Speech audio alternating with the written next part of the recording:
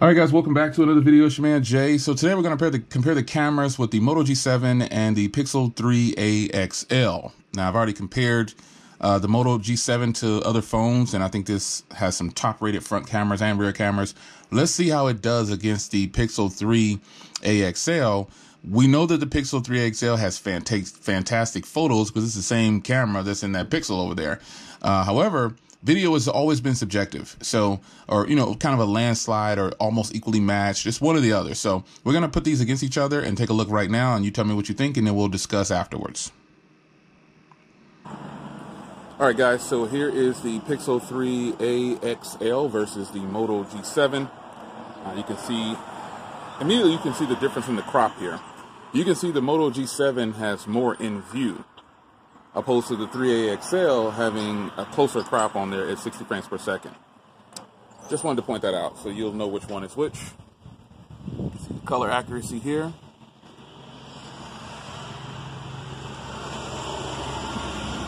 It's a windy day out and it's extremely loud. There's a lot going on outside right now. You can see the video footage from both phones.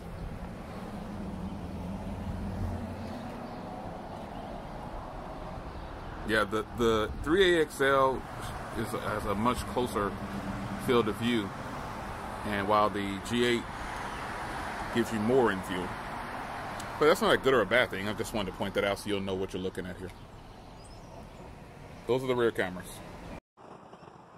Now switching over to the front here, I've said it before, I think the Moto G7 has some of the best front cameras. This is natural light. We'll go in and produce some artificial light to see how it looks, but I just want to give you a quick sample of both cameras.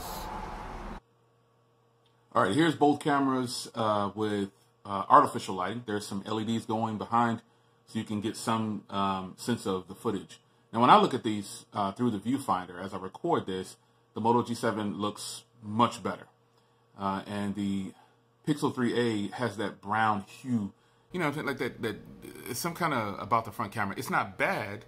It's just when you put it next to other cameras, you can see the difference in the quality. So they both look pretty natural, but I think the Moto G7 is producing things a little bit more realistically. But that's just looking through the viewfinder. So I'll see it when I get it on the Mac and look at it on the computer too with you guys.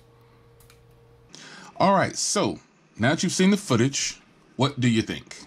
Tell me what you think about the camera footage on both of these devices. It is what makes it good to me, and what makes it compelling to me, a strong argument, is that these phones have different price tags. One costs nearly $200 more than the other, or almost $300 more than the other, depending on where you're purchasing from. So the Pixel 3a XL starts at $480.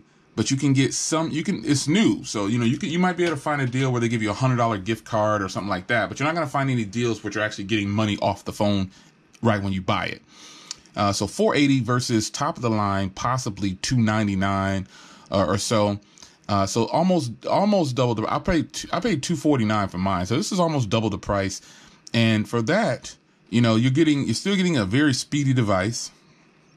But I've learned that the Pixel 3a XL pops open apps a little bit faster. So let me show you what I mean here. I'm going to just open up. I was testing some apps earlier. So now we're going to test some again here. And you see how the 3a XL edges it out just slightly. Just like it, but at that time, it didn't even load correctly. But it edges it out just a little bit. And let's go into Twitter. You see, it edges it out just a hair, man, just a hair. And sometimes right on cue. So, if a person asks me, I'm going to tell them, how much money do you have? You know what I'm saying? Do you want to take like really stunning photos all the time? Because the Moto cameras are not as advanced as the Pixels because of all the options there. I mean, they have some options. You do have that YouTube in there, which I really, really love. You've got in the portrait. Okay, so the portrait is advanced, but not as advanced. So I'm going to take a photo just right now and then I'm going to pop them up. I'm not going to stop the camera. I'm just going to point it towards myself, take this portrait. All right. And then I'll put them up. And now I'm going to do the same thing with the pixel. Real time here. And I'll put these up. See, the crop on the pixel is another thing. It takes a little bit of time to process the image on the pixel also. I've learned that. But I'm going to do a different photo because I forgot the crop on here is super close on the pixel. So I got to put my arm back a little bit. I'll do it on this side over here so I can make sure I get the right angle.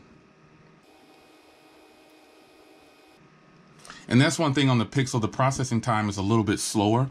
But you get these stunning portrait images, and the Moto G7 isn't bad. It's just that you just get really, really, really good portrait photos with the Pixel. And I just don't think there's a lot of phones that are touching the Pixel when it comes to portrait mode.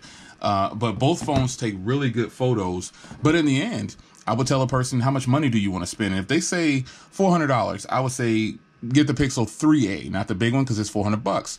And if they say, well, my budget is $300, definitely get this one. And if they say, I don't really have a limit, I would tell them probably go for the most affordable phone. Don't spend a lot of money if you're not getting that much difference in performance. And the Moto G is a contender to a lot of phones. The front camera on the Moto G is just top notch. And for its price range, it's a fantastic front camera. But what did you guys think about the camera footage on both of these devices? You let me know in the comments and we will discuss. It's your man Jay. Hope you guys enjoyed. Take care.